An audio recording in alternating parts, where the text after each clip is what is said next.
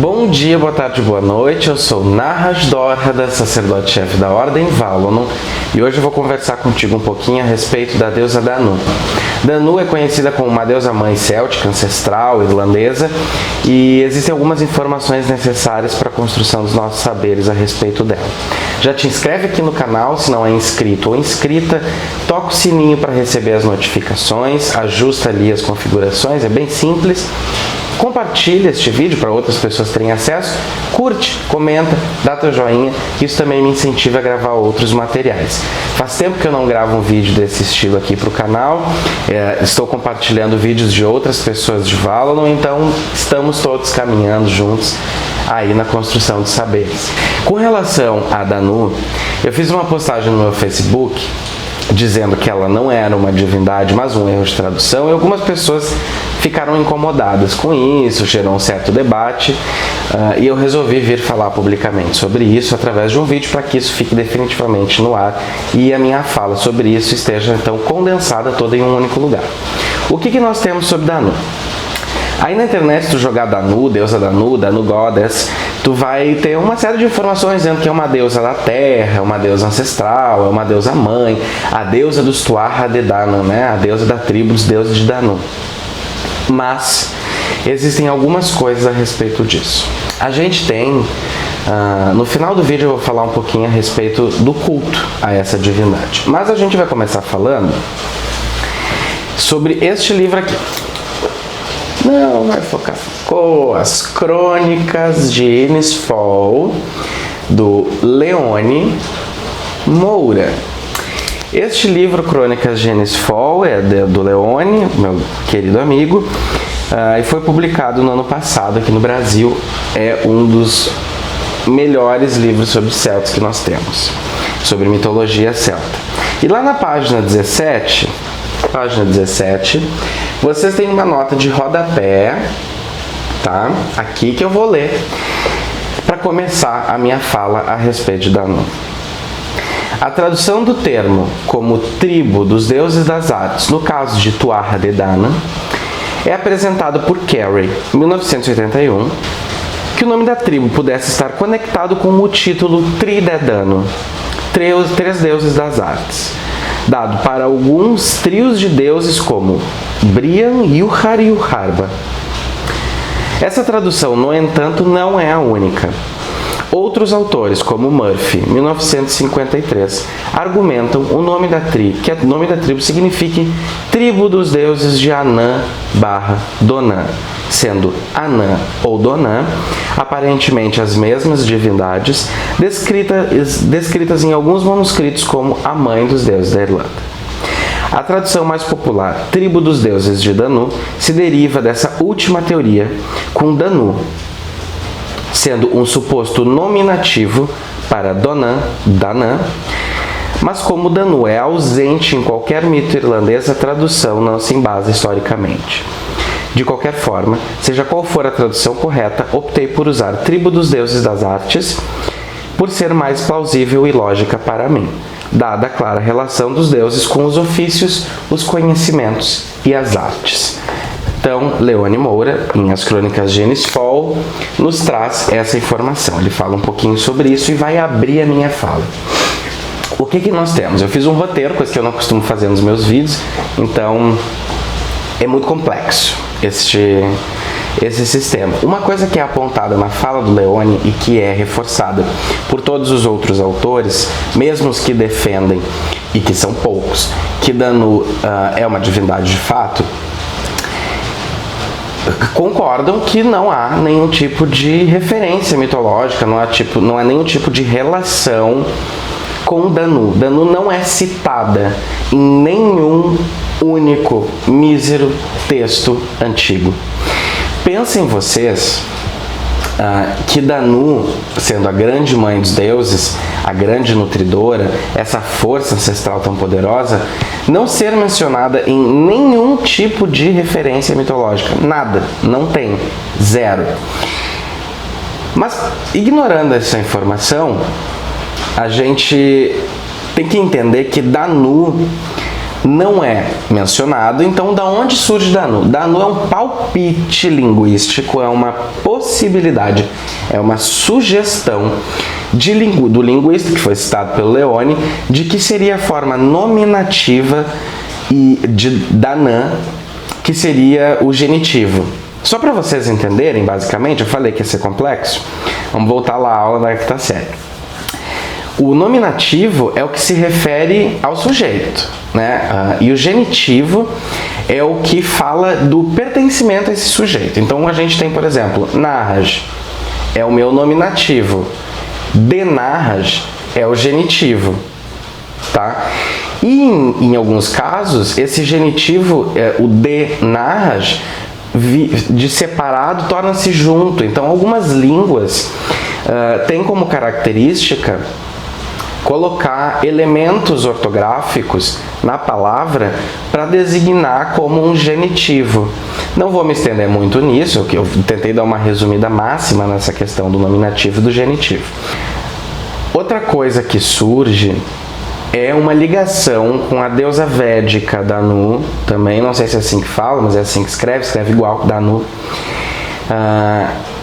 Essa relação com a deusa védica, que é associada a águas, fontes, poços, enfim, e que teria, então, um embasamento para falar da correlação entre Danu védica e a Danu céltica, porque existem alguns rios em terras célticas que têm esse elemento, né, que tem esse nome na sua composição, como, por exemplo, o Danúbio. Mas olha só, gente, eu vou colocar aqui do ladinho. Danu seria a deusa mãe dos deuses irlandeses. Aqui neste mapa vocês estão vendo onde está a Irlanda e onde está o rio Danúbio. Olha a distância, é muito longe. Então, quais as chances de uma divindade irlandesa, que nunca foi citada em texto nenhum, cujo nome não se sabe, só se supõe, é um palpite, daria nome para um rio tão distante? Pensem aí, fiquem para reflexão. Outra coisa é que a gente teria toda essa ligação com o rio, com águas, né, vinda justamente de Danu védica para uma suposta Danu céltica, corroborada pelos rios, né? Como exemplo, usei o rio Danúbio. A gente nem sabe com certeza, e a grande discussão sobre isso, se Danúbio deriva de fato de uma palavra céltica. Pode ser que não. Pode ser que tenha sido uma importação. Podemos falar disso em outro momento, não quero me estender nisso. E a gente tem aí, então, a associação de Danu como uma divindade aquática, né? Só que os textos pela internet falam que ela é uma divindade da terra, que ela é uma força nutriz, tônica, que vem do chão. Uma coisa interessante de nós falarmos também é que Tuatha Dé Danann não é um nome antigo, não é um nome muito ancestral. A gente tem, segundo Williams, eu vou deixar toda a bibliografia que eu usei aqui embaixo na descrição do vídeo. Segundo o autor, Williams, ele fala que a primeira forma que aparece é Tuatha Dé Danann, ou Donan, e lá por volta de 900 depois da era cristã, tá? E que somente em 1200 depois da era cristã, alguns séculos depois, é que Tuatha Dé Danann aparece sendo escrito ali nos papéis medievais, né? Surge depois ali como uma referência. E ele fala ainda que Tuatha Dé se referia inicialmente como povo de Deus ou povo do Deus, quando se referia aos parentes de Dagda, ou Dagda, que é conhecido como o bom Deus, o Deus bom, no sentido de o muito habilidoso, o muito prolífico. Então, esse autor, ele fala disso, ele fala dessa relação entre Tuatha Dé como uma referência ao conjunto de parentes e de outras divindades relacionadas a Dagda, o bom Deus. E ele faz essa linha do tempo colocando como Tuatha Dé Danann, em 900 depois da Era Comum, da Era Cristã, e 1200 surge então Tuatha Dé Danann, como nós a conhecemos. E aí a gente tem uma coisa interessante. Outro autor, Eric Hemp, é um linguista norte-americano que em 2002 apresentou esse material que eu vou falar para vocês. Ele morreu em 2019, é super recente, então são estudos super recentes. E isso é importante de pontuar.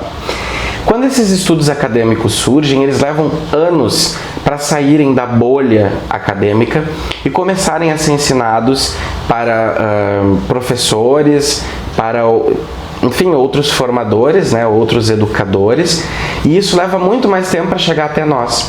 Então é muito comum, gente, que esses materiais acadêmicos, eles surjam dentro de uma esfera muito pequena de pesquisadores, e isso vá gradativamente sendo compartilhado, e até que chegue na ponta final, que somos nós, isso pode levar até 20 anos. Existe uma média que se diz de que um texto, um artigo acadêmico com alguma novidade científica, costuma levar 12 anos para ser absorvido e para estar circulando no meio acadêmico. Então pensa quanto tempo isso vai levar para chegar lá no NARJ da quinta série, né? Quanto tempo isso vai levar para entrar na construção dos saberes de base? Fica aí a reflexão. Então Eric Hemp, ele fala que Danu teria vindo de dueno, que significa bom, do proto-indo-europeu, do ono, se referindo à aristocracia. E é interessante a gente falar disso porque a gente consegue dividir os deuses irlandeses. A gente consegue não, existe essa divisão, ela é uma divisão que a gente sabe que existe, de deuses aristocráticos e deuses do povo. Seria basicamente assim, só pra gente entender bem, porque as próprias ideias de aristocracia no mundo céltico são diferentes das que temos hoje. Mas seriam deuses assim, de uma classe. Vocês sabem que a sociedade céltica era dividida em castas, em classes flexíveis, não duras como as da Índia, mas que existiam essas classes. E que sacerdotes, guerreiros, reis, eles pertenciam às castas mais aristocráticas, né? As classes mais... como é que eu posso dizer? Não maiores, porque não era exatamente numa linha vertical, mas enfim, as classes mais beneficiadas, podemos dizer assim? Podemos dizer assim. E existiam classes de divindades que eram cultuados por agricultores, por produtores, pelo Nahraj lá que criava a vaquinha dele, enfim, né? Então a gente tem esses dois grupos de divindades, colocamos assim, dá para organizar dessa forma. Então ele colocaria como Tuatha Dé Danann, esse Eric Hemp, ele sugere que Tuatha Dé Danann se refira especificamente a isso, que seria um grupo de divindades mais celestiais, podemos dizer assim, tá? Inclusive, para quem não sabe, os Tuatha Dé Danann, eles vêm com um barco através do céu, vindo do norte, então tem toda essa chegada deles aí com o céu como caminho, fica também para reflexão.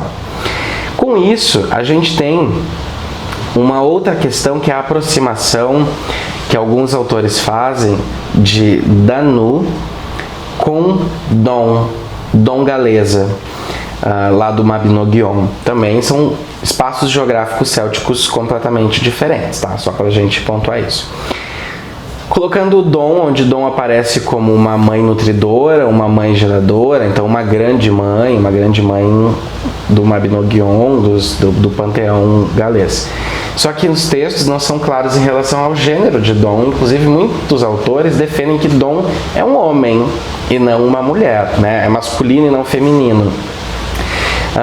É comumente aceito que Dom é feminina, porque existe uma possibilidade, uma referência ali falando de mãe, mas não é exatamente claro, gente, só pra gente dizer que assim, a aproximação de Danu com Dom, linguística inclusive, ela é baseada no palpite de que Danu é um nome que exista e de que Dom seja fêmea, né, seja feminina.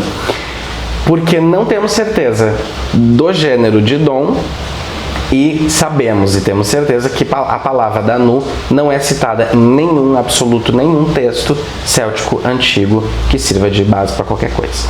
Aí a gente tem a associação de Danu, ela surge de uma associação com Donã ou Danã. E aí nós temos Danã, de fato é uma personagem mitológica, filha de Delber, citada no Devar Gabála, o livro das invasões da Irlanda, e costuma ser indicada como mãe do Tuatha Dé Danann. Mas no Sanas Cormac, que é um texto anterior ao Devar Gabála, é falado que Anu é a mãe dos deuses. Então temos essa questão aí ainda. Aí a gente tem Anu dita como uma deusa relacionada à terra. Tem uma outra questão de Dom. Dom, segundo linguistas, não é uma divindade, mas é a própria terra. É como, por exemplo, aqui no Rio Grande do Sul a gente chama a terra de pago, né? Meu pago. E que inclusive vem de paganos, né? Paganos vem disso, meu pago. A gente fala aqui, meu pago. E eu ficar falando, porque meu pago amado, meu pago ancestral, né? Essas formas figurativas. E daqui a, 200 anos surgir alguém e pegar um texto meu falando meu pago sagrado, te presto reverência, e achar que aquilo ali é uma divindade, mas não é uma divindade.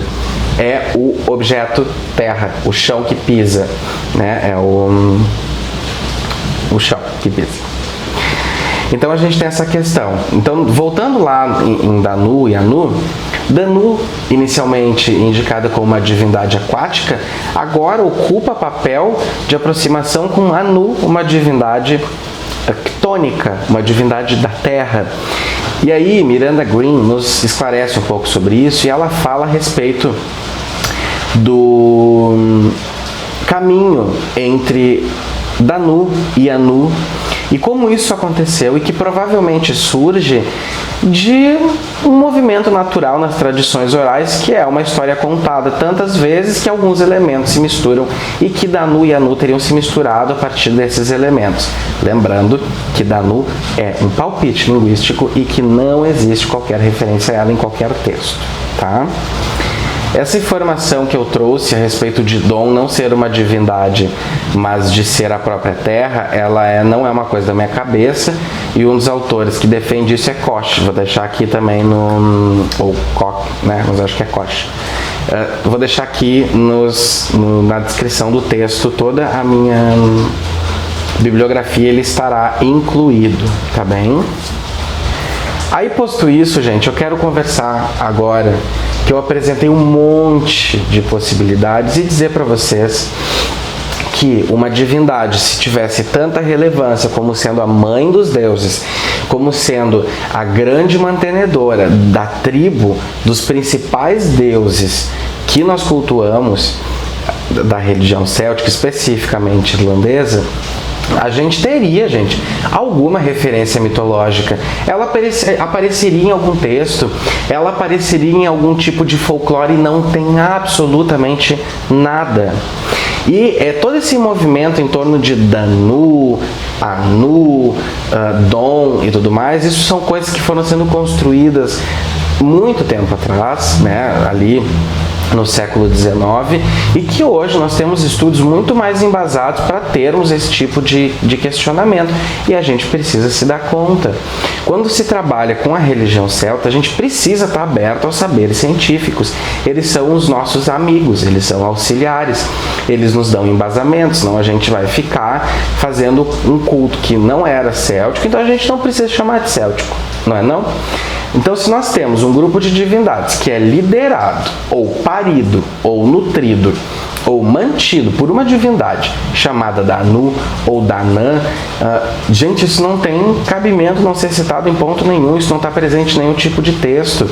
E autores como Alexei Kondratiev, eles são muito duros, e são vários autores, de que é impossível que o caminho entre a palavra Anu e a palavra Danã é impossível de acontecer, de que não aconteceria. A língua irlandesa é uma língua fonética, uma língua falada.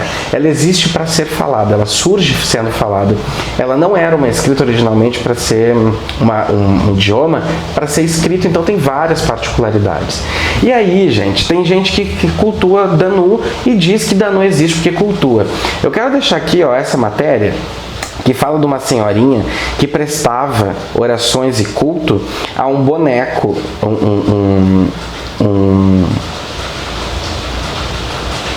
eu não sei o nome, mas a um boneco do Senhor dos Anéis, achando que era São Francisco de Assis.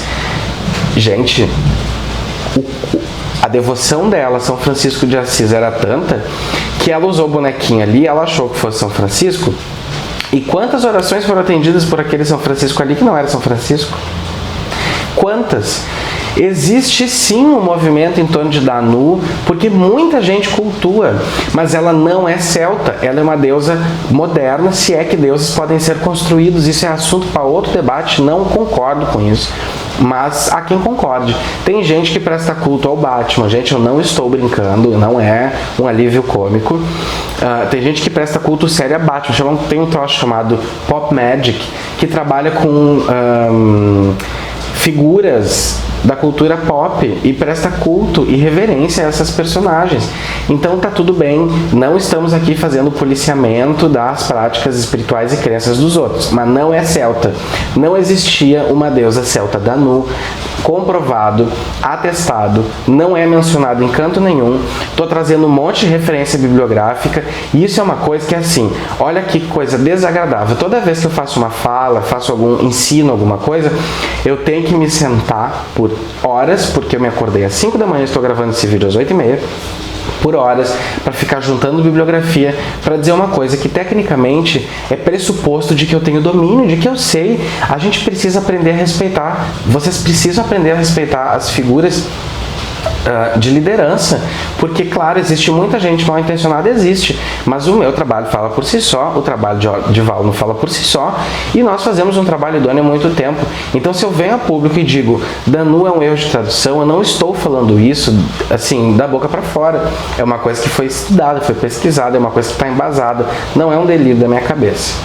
Mas é isso que eu tinha para falar hoje. Vamos conversar sobre isso aqui nos comentários, manda as tuas opiniões, e fiquem com os deuses, os espíritos antepassados. Até a próxima. Tchau, tchau.